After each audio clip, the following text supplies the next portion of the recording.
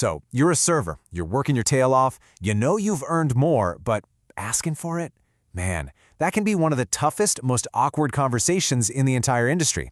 So let's just break it down. We're going to walk through the exact steps you can take to turn that feeling of being underpaid into a real deal conversation and, hopefully, a bigger paycheck. This right here, this is the exact question a server named Elena was asking herself. She'd been working for 18 months, doing stellar work, all at the same hourly wage. And it's a feeling so many of us in the service industry know all too well. You feel it, you know you deserve it, but you just don't have the right words. Well, that's what we're going to fix today.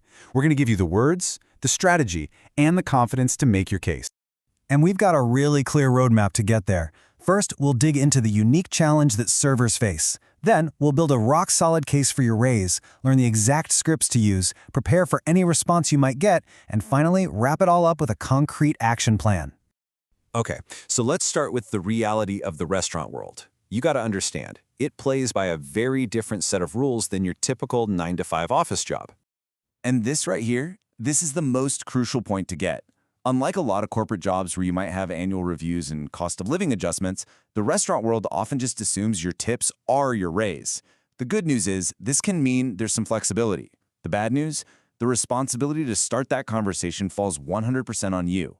Nobody's going to just walk up and offer you more money. All right, so you know you have to be the one to ask. But you can't just walk in there with a feeling that you deserve more. You need to walk in with cold, hard facts. And that's what this next section is all about, building your case with solid, undeniable evidence. Before you do anything else, you have to be really honest with yourself and check yourself against this list. Have you been there for at least 6 months, a year? Is your performance consistently great? Are you that reliable person who's always on time, who covers shifts when needed? Have you gone above and beyond, maybe training new people or taking on those tough weekend shifts? And importantly, are you making the restaurant money by upselling and bringing in great tips? If you can check off most of these boxes, then congratulations, you have a really strong case. Now let's get into the homework. These 4 steps. This is how you transform that thought, hey, I think I deserve more, into a professional, data-backed negotiation that your manager will actually respect. So, take a look at this number, $16.23. That's the national median wage for a server as of May 2024. But here's the thing, that's just your starting point for research. Your city could be way higher, so you need to go look at local job postings, check out sites like Glassdoor, and maybe even talk to some trusted friends in the industry. Knowing the market rate isn't just about picking a number. It shows your manager you've done your homework and that your request is based in reality, not just wishful thinking. You've done the prep, you've got your number, you've scheduled that one-on-one meeting with your manager. Now it's time for the conversation itself. Try to think of it as a short, professional, and potentially very, very profitable 15 minutes.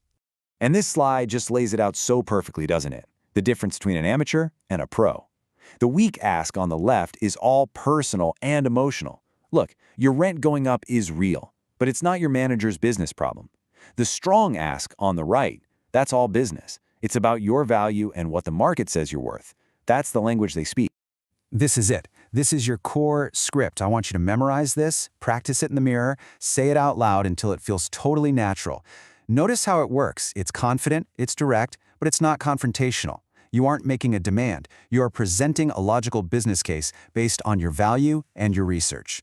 Now, if that direct approach feels a little too intense for you, or maybe just doesn't fit your manager's style, this is an excellent, excellent alternative. It's more collaborative. When you ask, what would I need to do? You're opening up a dialogue. You're positioning yourself as a team player who wants to grow, and you're inviting your manager to be a partner in that growth.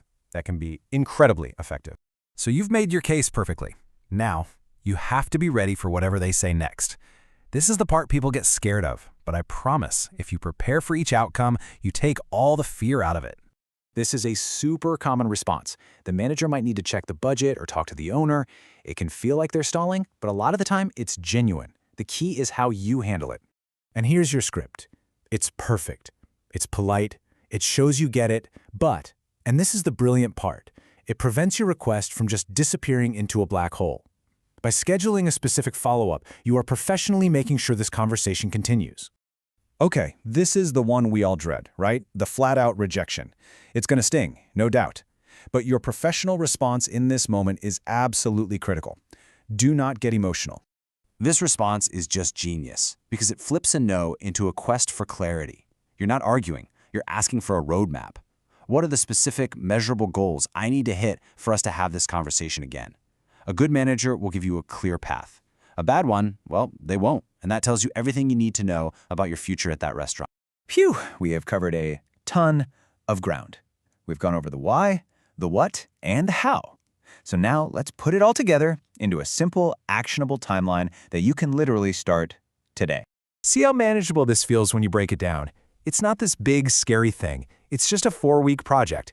Week 1 is your homework, Week 2 is all about practice and getting that meeting on the calendar, Week 3 is game day, and Week 4 is all about the follow-through, no matter what happened. Totally doable.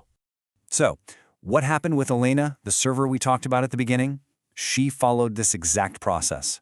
Now, she didn't get the full $2 raise she asked for, but she got a $1 bump and she got priority for the best shifts on the weekend. And here's the key. By being open to other options, she got a deal that was actually worth more in tips than the extra dollar she didn't get. It was a true win-win. And it just goes to show that a raise isn't always just about that hourly number. So remember this. Preparing for this one 50-minute conversation could be the single most profitable thing you do all year long. You've got the plan, you've got the scripts, you know this process works. And most importantly, you know you've earned it. So the only question left is, are you ready?